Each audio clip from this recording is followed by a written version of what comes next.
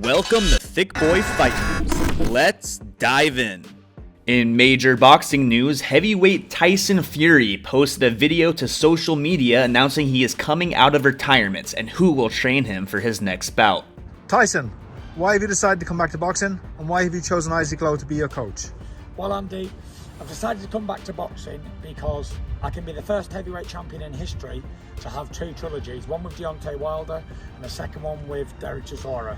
I always said I'd fight Derek Chisora at the end of my career, and here we are, breaking all records again, setting precedents. And why I've chosen Isaac Lowe as my trainer is because when I was with Peter, Isaac was there. When I was with Ben, Isaac's always been there. And when I was with Sugar Hill, Isaac's always been there. He's always given me information. He knows me better than anybody on the planet. And we're a great team. We've always been together, and we're going to finish this out together. We've always worked very well together, and here we are, about to take on a massive event. Isaac? Yeah, I'm looking forward to it. It's a new challenge for me, and I think, listen, I've been with you all your career, and I think I can put something new together, so looking forward to it. And it's a tough task, but something to look forward to go forward. Fury announced his retirement after he defeated Dillian Whyte in April, but now has his eyes set on a trilogy with Derek Chisora. Fury's previous fights against Chisora both ended with victories, a unanimous decision in 2011 and by RTD in 2014. Staying in the boxing world, Oscar De La Hoya gave an update on a potential fight between Ryan Garcia and Gervonta "Tank" Davis over the weekend. Hopefully boxing fans didn't get their hopes too high for the potential super fight, because according to De La Hoya, the fight is all but dead. De La Hoya told ES News that he is looking elsewhere for Garcia's next opponent. Last thing, any update on Ryan and Tank negotiations? Zero whatsoever. But there are talks. Hey, we're trying to get a hold of Tank's side. We don't know who to talk to. Nobody picks up their phone. Nobody calls back. I feel they're playing games. So I'm moving on, and I'm going to Teofimo's fight next week. There you have Oscar De La Hoya. De La Hoya will be at Teofimo Lopez's next fight, and it seems like a fight between Lopez and Garcia could materialize. When asked by Max Kellerman on a recent episode of Max on Boxing if a fight with Ryan Garcia interested him, Lopez didn't hold back. Honestly, to be real, I'm willing to take on anyone. I've always been that way. It's the takeover. Nothing really changes from this point forward. Former UFC light heavyweight champion Jan Blachowicz made his case to Dana White on Twitter that he deserves to challenge Jiri Prochazka for the light heavyweight title. Blachowicz opened up with a list of facts about himself in the tweet. Facts. As a first male fighter in Poland, I became the UFC champion. Because of my work, my name garners respect. Never shied away from any challenge. I went to the UFC to create great moments for the fans. I'm not done yet. He followed that tweet with another directly asking Dana for the title shot. At Dana White, no bullshit, no politics, no nonsense. Give me Prochazka and I'll give you the biggest MMA fight in Europe's history. Unlike him, I always keep my word. Tony Ferguson has a new fight team according to a post on social media. Ferguson will now be fighting under the Jackson Wink MMA name out of New Mexico. Ferguson has lost his last 4 fights and is looking for a change to get him back on track. Jackson Wink MMA has an impressive list of alumni including Holly Holm and John Jones. Will Ferguson's first opponent fighting out of his new gym be Dan Hooker? Hooker has called out Ferguson multiple times over the past couple of weeks, and did so again days ago in a tweet. Madison Square Garden, UFC 281, let's get it done. Tony Ferguson, Sean Shelby, Dana White.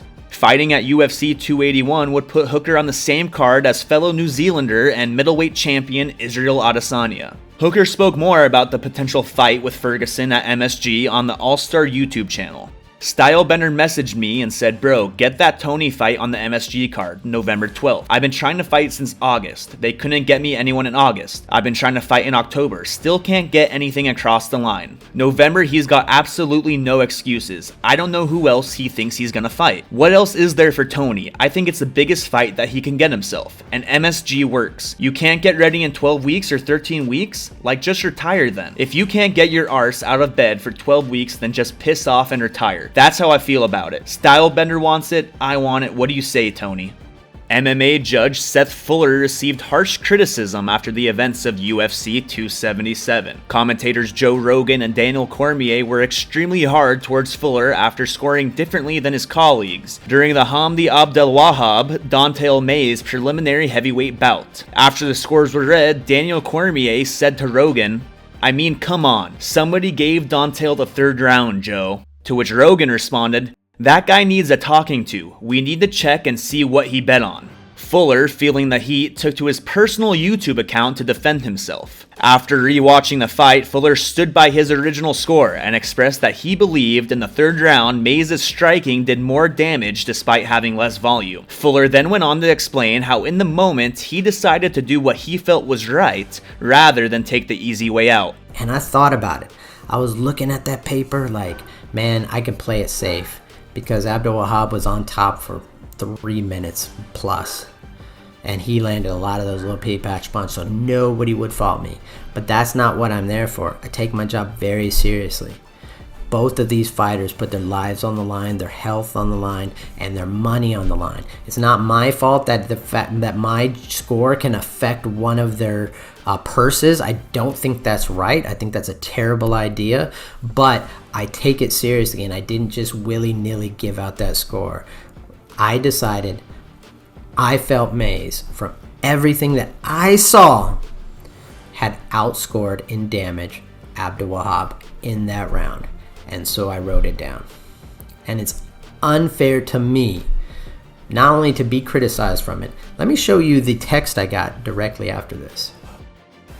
This is the text I got from a complete stranger who apparently looked my number up on the internet.